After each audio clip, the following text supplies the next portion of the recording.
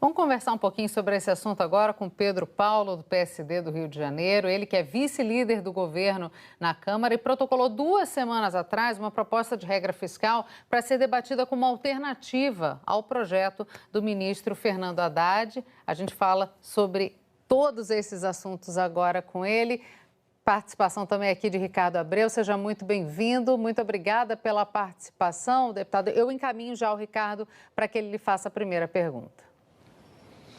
Obrigado, Cecília. Bom dia, deputado, a você. Obrigado pela participação. Eu queria saber do senhor a sua posição, né? Ontem teve essa conversa do ministro Haddad com líderes da Câmara. Logicamente, imagino que o senhor tenha tido acesso ao teor, né, do texto, ao que foi dado, e diante do posicionamento do senhor também com esses assuntos fiscais, financeiros, como é que está a avaliação do senhor, do partido também, em relação ao que vai ser apresentado oficialmente logo mais pelo ministro Haddad?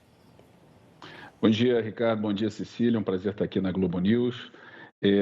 Participei em um determinado momento da reunião com os líderes, eu escutei um pouco sobre as ideias da proposta, mas eu queria, em primeiro lugar, fazer um comentário, que é um pouco difícil você ter uma avaliação completa sobre um arcabouço que ainda não está um texto. O texto ainda não foi apresentado, então não é possível ainda identificar os detalhes da proposta. Mas a minha opinião inicial é que o que foi apresentado é uma regra que passa uma sinalização positiva, né, na medida em que se pretende, ao vincular a despesa à arrecadação, ou seja, o governo arrecadar mais, né, do que gasta, um sinal positivo.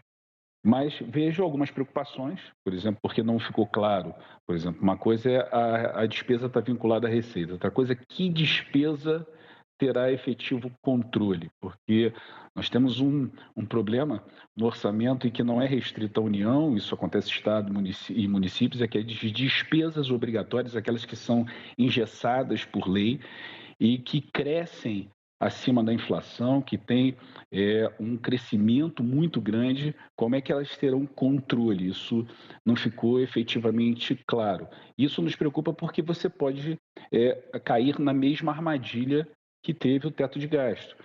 Se estabeleceu um controle da despesa, mas ao não controlar essas despesas obrigatórias, como, por exemplo, a gente sabe que as despesas têm um peso muito grande, despesas de pessoal, despesas previdenciárias, isso acaba sufocando a disponibilidade da despesa para fazer, por exemplo, investimentos que são tão importantes. Então, eu queria chamar atenção para esse primeiro ponto. O segundo ponto, Ricardo, é que ao vincular a despesa a uma receita, é preciso separar um pouco que tipo de receita. Por exemplo, você tem receitas que são receitas correntes, né? Receitas da arrecadação tributária, que acontecem todo ano. Outra coisa são receitas extraordinárias. Por exemplo, um esforço que o governo tem feito para reduzir contencioso tributário, para arrecadar mais, via, por exemplo, decisões do CARF ou outro programa que se tenha de refis, essa receita entra uma vez e ela não permanece.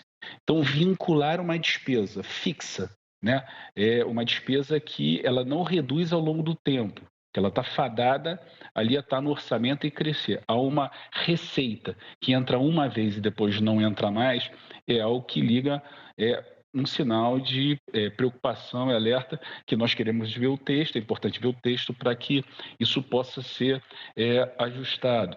Então, tem aí algumas preocupações, ou seja, seria importante, além de uma meta de superávit fiscal, também uma meta, alguma coisa vinculada à dívida, né? Há uma intenção de estabilização da dívida, mas não ficou claro uma meta do que se pretende chegar de estabilização da dívida. Então, acredito que com alguns ajustes, vejo positivo, o governo escolheu uma proposta de arcabouço onde o gasto tem um protagonismo, o gasto é objeto de controle com uma meta de superávit, vejo como positiva. Outros países também utilizam uma meta vinculada à despesa, uma meta onde o objeto de controle é a despesa, mas acredito que com o texto nós vamos poder ver esses detalhes e, de alguma forma, tornar esse arcabouço mais rigoroso para que nós possamos atingir os objetivos de superávit de estabilização de dívida.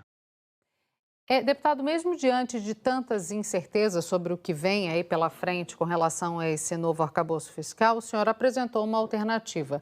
Eu queria saber por que o senhor acreditou que era importante apresentar essa alternativa e colocá-la em debate, mesmo sem a gente ter todos os detalhes acerca desse novo arcabouço.